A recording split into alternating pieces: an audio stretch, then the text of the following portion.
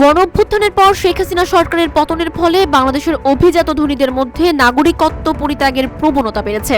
সরকারি সূত্রে জানা গেছে, অভ্যুত্থান পরবর্তী 4 মাসে নাগরিকত্ব ত্যাগকারীর সংখ্যা আগের তুলনায় দ্বিগুণ হয়ে গেছে। গত বছরের এপ্রিল থেকে জুলাই মাসের মধ্যে নাগরিকত্ব পরিত্যাগকারীর সংখ্যা ছিল ৯৯ জন, যা এবছরের একই সময়ে বেড়ে দাঁড়িয়েছে ২০৭ জনে। বিশেষত আগস্ট মাসেই নাগরিকত্ব ত্যাগকারীর সংখ্যা ৩৬ জনে উঠে আসে, যা নজর কেড়েছে। সবচেয়ে বেশি নাগরিকত্ব নেওয়া হয়েছে বিশ্বের অন্যতম শক্তিশালী অর্থনীতির দেশ জার্মানিতে।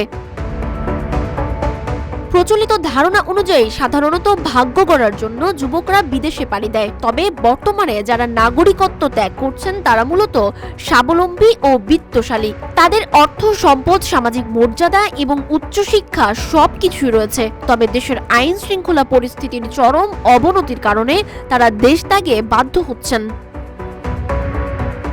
জুলাই আগস্টের গণঅভ্যুত্থানের পর দেশে আইন শৃঙ্খলা পরিস্থিতি একেবারে ভেঙে পড়ে। রাস্তাঘাট, এমনকি ঘরেও মানুষ নিরাপত্তাহীনতার মধ্যে জীবনযাপন করছে। ছিনতাই, খুন, ডাকাতি, ধর্ষণ সহ অপরাধমূলক কর্মকাণ্ড বেড়ে গেছে বহুগুণ। এর ফলে জনগণের মধ্যে অস্থিরতা এবং দেশের প্রতি হতাশা বৃদ্ধি পাচ্ছে। দেশের সাধারণ মানুষ, শিক্ষার্থী ও নাগরিক সমাজ প্রতিবাদ জানাচ্ছে। নানা মিটিং মিছিলের মাধ্যমে আইন শৃঙ্খলার উন্নতির দাবি জানানো হচ্ছে, এমনকি সরকারের পদত্যাগ পর্যন্ত দাবি উঠেছে, তবে কোনো কার্যকর পদক্ষেপ দৃশ্যমান হয়নি। এমন পরিস্থিতি চলতে থাকলে দেশের উন্নয়ন ও বিনিয়োগে নেতিবাচক প্রভাব ফেলবে। দেশের অভ্যন্তরীণ বিনিয়োগ ও কর্মসংস্থান সংকট আরও গভীর হবে।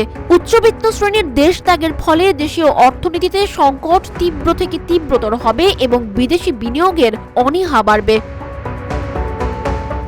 রাজনৈতিক বিতর্কের মধ্যে সময় নষ্ট না করে যদি জনগণের সুরক্ষা ও উন্নয়নের জন্য কার্যকর পদক্ষেপ না নেওয়া হয়, তবে দেশের বর্তমান পরিস্থিতির পরিবর্তন আসবে না।